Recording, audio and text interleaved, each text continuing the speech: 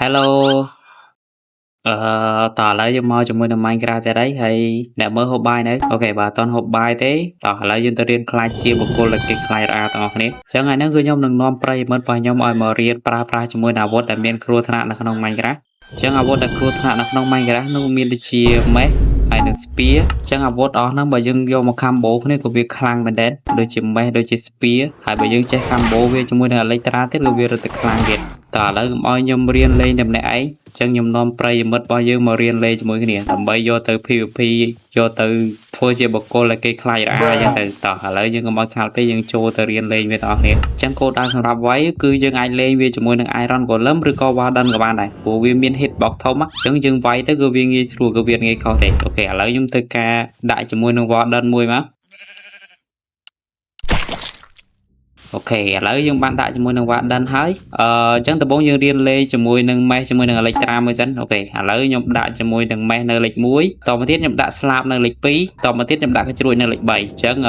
អ្នកនរគ្នាអាចដាក់កន្លែងណាដែលស្រួលចុចដាក់ទៅសម្រាប់ខ្ញុំគឺខ្ញុំដាក់អញ្ចឹងអូខេឥឡូវយើងធ្វើការពាក់ Slab មួយសិនមកអានេះយើងលេងវានៅក្នុង Creative Mode ក៏បានដែរដើម្បីងាយស្រួលបន្ទាប់ពាក់ Slab ហើយយើងធ្វើការចុច Win Charge ចុច Win Charge យើងចុច Space ហើយយើងចុចកញ្ជ្រួចមកគឺវាហោះឡើងទៅលើហើយអូខេបន្ទាប់ពីហោះឡើងទៅលើហើយយើងត្រូវដូរពី Slab ទៅ Across បន្តមកទៀតយើងដូរពី Across ទៅពាក់ Slab វិញហើយយើងចុច Space មកអញ្ចឹងគឺ Slab ពីដំណើរការវិញហើយយើងធ្វើអញ្ចឹងដើម្បីឲ្យយើងងាកមករកគោលដៅរបស់យើងគឺវាងាយស្រួលបន្ទាប់ពីឃើញគោលដៅដែលយើងចង់វាយយើងធ្វើការបុកកញ្ជ្រួចទៅកាន់គោលដៅរបស់យើងទៅអញ្ចឹងបន្ទាប់ពីជិតដល់គោលដៅរបស់យើងយើងកាន់ជាមួយនឹង Across ហើយមកយើងដូរទៅពាក់ Across វិញហើយយើងដូរទៅកាន់ Mesh ហើយយើងធ្វើការវាយទៅកាន់គោលដៅរបស់យើងមកគឺ Mesh វាដំណើរការហើយអញ្ចឹងប៉ុណ្ណឹងគឺវាអត់ទាន់គ្រប់គ្រាន់ទេអញ្ចឹងបន្ទាប់ពី enchant mesh ដំណើរការហើយវានឹងធ្វើឲ្យយើងហោះឡើងទៅលើអញ្ចឹងនៅពេលដែលហោះឡើងទៅលើយើងធ្វើការពាក់ slab វិញមកហើយយើងចុច space ហើយយើងចុចកញ្ជ្រួយគឺយើងហោះឡើងទៅលើវិញហើយចឹងបន្ទាប់ពីយើងស្ទាត់ហើយយើងបាច់ធ្វើយ៉ាងទេគឺមាន combo មួយទៀតដែលវាខ្លាំងជាងហ្នឹងហើយលឿនជាងហ្នឹងតែតើយើងលេងវាស្ទាត់ដែរបានធ្វើវាកើតអញ្ចឹងបន្ទាប់ពី enchant របស់ mesh គឺធ្វើឲ្យយើងខ្លួនយើងហោះឡើងទៅលើហើយយើងធ្វើការដូរវាពាក់ across ទៅពាក់ slab វិញតទៅទៀតយើងបុកកញ្ជ្រួយទៅកាន់ទៅត្រូវតែម្ដងគឺយើងមិនហោះឡើងទៅលើម្ដងទៀតទេដូរពី slab ទៅកាន់ across វិញហើយយើងធ្វើការវាយទៅកាន់ទៅត្រូវតែម្ដងអញ្ចឹង combo មួយហ្នឹងគឺវាលឿនណាក៏តែគឺវារៀងបាក់ធ្វើតិចទាមទារឲ្យយើងចេះវាស្ទាត់ចឹងទៅបានធ្វើ combo ហ្នឹងបានអញ្ចឹងជំហានដំបូងគឺអត់មានអីទេគឺយើងមានតែរៀនវាអញ្ចឹងហើយរៀន style ហ្នឹងទៅហើយដាក់ជាមួយនឹង slow motion ចឹងទៅដើម្បីយើងងាយស្រួលលេងអញ្ចឹងយើងរៀនវាឲ្យចេះលេងទៅគឺយើងធ្វើលឿនហើយអញ្ចឹងគឺយើងអាចខ្លាយទៅជាបុគ្គលដែលគេខ្លាយរអាបានហើយតើឥឡូវយើងមករៀនលេងជាមួយនឹង combo អាវុធថ្មីមួយទៀតអញ្ចឹង combo ហ្នឹងគ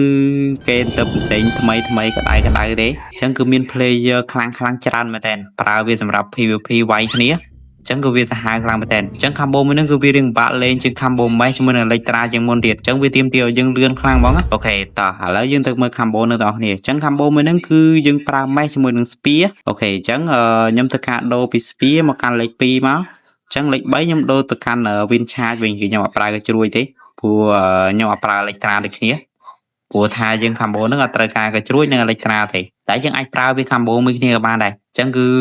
ឺវាខ្ពស់ពេកគឺខ្ញុំចេះអត់ដល់ទេអូខេតើឥឡូវយើងចេះប៉ុណ្ណាយើងរៀនជាមួយនឹងប្រិយមិត្តរបស់យើងតែប៉ុណ្ណឹងទៅអូខេតោះឥឡូវយើងមករៀនលេង combo spear ជាមួយនឹង mesh វិញម្ដងអញ្ចឹងជាទូទៅនៅពេលដែលយើងហូត spear មកកាន់គឺវាមាន cool down ណាអញ្ចឹងនៅតនេះឃើញអារុកដៅនៅក្រោមសញ្ញាបូកនឹងអត់អញ្ចឹងអាហ្នឹងគឺវាគឺជា cool down របស់ spear អញ្ចឹងគឺនៅពេលដែលយើងហូតមកភ្លាមគឺយើងអាចចាក់ភ្លាមបានហើយអញ្ចឹងគឺខ្ញុំចាក់ភ្លាមគឺវាអត់ទៅទេអូខេអញ្ចឹងគឺវាមានវិធីដើម្បីចាក់ទៅឲ្យវាទៅមុខភ្លាមយើងប្រើ win charge ដើម្បីយក cool down របស់ spear អញ្ចឹងយើងកាន់ win charge មកតោះទៀតយើងធ្វើការកប់មកតោះទៀតយើងចុចវាយហើយយើងចុចដូរទៅកាន់ spear អូខេយើងធ្វើការកប់ win charge មួយចុចវាយហើយដូរទៅកាន់ spear អញ្ចឹងអាចុចវាយហើយនឹងដូរទៅកាន់ spear ហ្នឹងគឺត្រូវដូរឲ្យលឿនណាបើលឿនគឺវាអត់ដំណើរការទេអញ្ចឹងអាហ្នឹងគឺយើងត្រូវលឿនដែរបើមិនយើងធ្វើអត់លឿនទេគឺយើងធ្វើអត់បានទេអញ្ចឹងខ្ញុំសូមណែនាំឲ្យអ្នកនរគ្នាដាក់ជាមួយនឹងអា slow motion មិញមកប្រើ comment slow motion ណាដើម្បីយើងងាយស្រួលវឹកហាត់ចឹងទៅនៅពេលដែលយើងចេះស្ទាត់ហើយយើងអាចដាក់មកធម្មតាវិញមកអញ្ចឹងរបៀបដាក់មកធម្មតាវិញអ្នកនរនេះគ្រាន់តែ comment tick មកអូខេ tick red មកតោះមិននេះអ្នកនរគ្នាដាក់លេខ20មកគឺវាមកធម្មតាវិញហើយអញ្ចឹងអាហក់ទៅមុខនោះគឺយើងទៅចុចឲ្យលឿនណាបើចុចឲ្យលឿននេះគឺវាអត់ទៅទេក៏ប៉ុន្តែបញ្ហាមួយគឺ combo មួយហ្នឹងគឺវាចាប់អស់ hunger ក៏ប៉ុន្តែវាខ្លាំងបើសិនជាអ្នកចេះវាស្ទាត់គឺខ្លាំងមែនទេគឺបាក់វាយជាមួយព្រោះវាលឿនណាអញ្ចឹងគឺ enemy គឺបាក់រត់គេចពីយើងខ្លាំងមែនទេ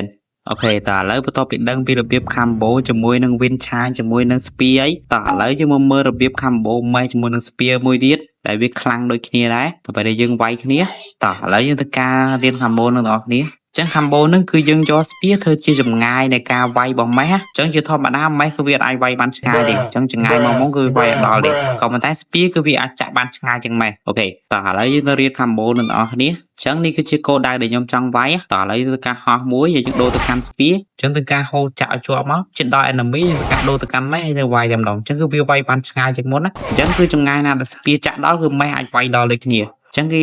យើងយក combo ហ្នឹងមកធ្វើជាចម្ងាយរបស់មេះរបស់យើងចឹងមួយទៀតគឺយើងអាចធ្វើវាធ្វើជាលបឿនរបស់មេះរបស់យើងក្នុងការវាយគឺយើងអាចប្រើជាមួយនឹង line ហ្នឹងដើម្បីធ្វើជាលបឿនស្ទុះទៅកាន់ enemy របស់យើងរៀងលឿនជាងមុនអញ្ចឹងទៅអូខេចឹងអាហ្នឹងគឺខ្ញុំមករៀនលេងជាមួយនឹងប្រិមិត្តរបស់យើងប៉ុណ្ណឹងបានហើយចឹងបន្ទាប់ពីដឹងពីរបៀប combo និងរបៀបលេងហើយអ្នកនរគ្នាអាចយកវាទៅហាត់លេងឲ្យស្ទាត់ទៅចឹងគឺយើងអាចលេងវាខ្លាំងបានហើយអូខេតោះឥឡូវវីដេអូមួយនេះគឺមានតែប៉ុណ្្នឹងទេហើយប៉ុន្តែសូមកុំភ្លេចជួយចុច sub មួយផងចុច subscribe